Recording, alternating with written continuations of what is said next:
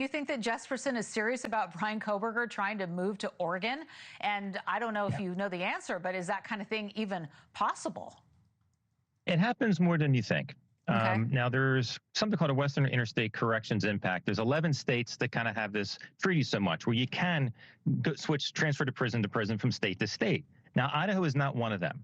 So it's going to be, even if you wanted to do that, it's going to be not impossible, but it's going to be very difficult. There's another thing with all states have the Interstate Commission for Adult Offender Supervision, where it's more for people on parole or supervised supervision where they can go state to state, because usually when they're on parole, they got to stay within a state. It does allow for some inmates to go to different prisons. It's rare, but it can happen, but it's highly unlikely, but it is possible. And Keith, I feel like I'm having deja vu because the last time we had you on the show, I remember talking to you about how Jesperson had reached out to Rex Heuermann, the Long Island serial killer suspect. He said the same thing. And I remember, if I remember right, he was sending him menus of his prison food saying, hey, it's much better over here in Oregon. You should come over here, plead guilty, get it over with. And Jesperson isn't leaving it up to Kohberger as far as communication. I understand he plans to reach out to the prison system himself to try and see what he can do. Is that right? Well, I think he has already written a letter to the prison facility. He's going to write a letter to Bryan himself. And as we know, again, he wrote Rex Heuermann. He's written in the past Charles Manson, dialogue with Arthur Shawcross, another serial killer, Wayne Adam Ford. So it's not like this is something new. He's been doing this almost his entire time in prison. So he has dialogue numerous times with other people of notoriety, so to speak. So no, he definitely is writing a letter to the prison, and he's going to write a letter to Kohberger. Now, I know that you have a lot of conversations with him. It's on your podcast, and you and I have spoken offline. I know that you talk to him often. I don't know how many times you've spoken to him. I know that he writes to you, that he's also sent you. He sent me art. He has sent you, it looks like the same type of art that you have displayed there. So it's a really interesting dynamic, your podcast, to listen to you talking to convicted killers.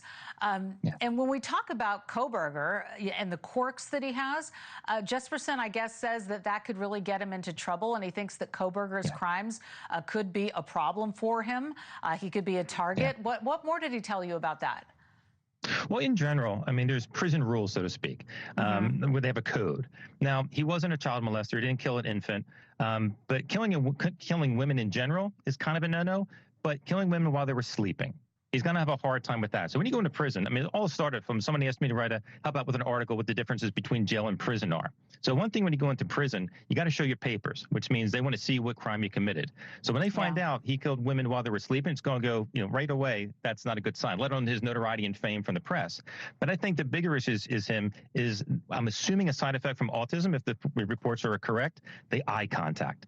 That's going to be the biggest thing. You can't stare down people, because other forms of autism where you have a hard time looking at you in the eye at all, his is dead set straight on. Even during the victim impact statements, you can see him just dead on.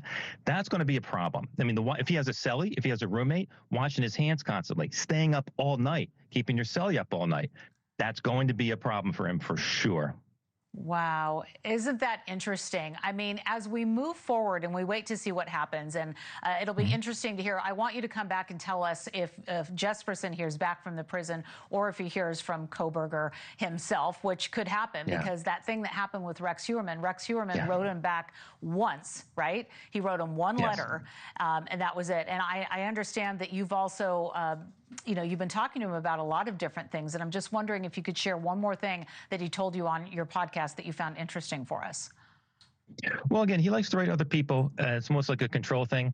That's why he wrote Rex in the first place. But that's what he's interested in. In his mind, he's helping others. He doesn't have a fascination. He doesn't, it's not like a secret serial killer club. He just likes that control, to be in control. He likes, in his mind, he's helping them. So that's kind of the gist of why he's doing it. And he's going to help others, other famous names. He's still writing people.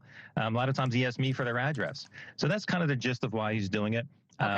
Just to let them know what they're in for, so to speak. Thank you for watching. Subscribe below and download our NewsNation app right now on your phone, and you will get fact-based, unbiased news for all Americans.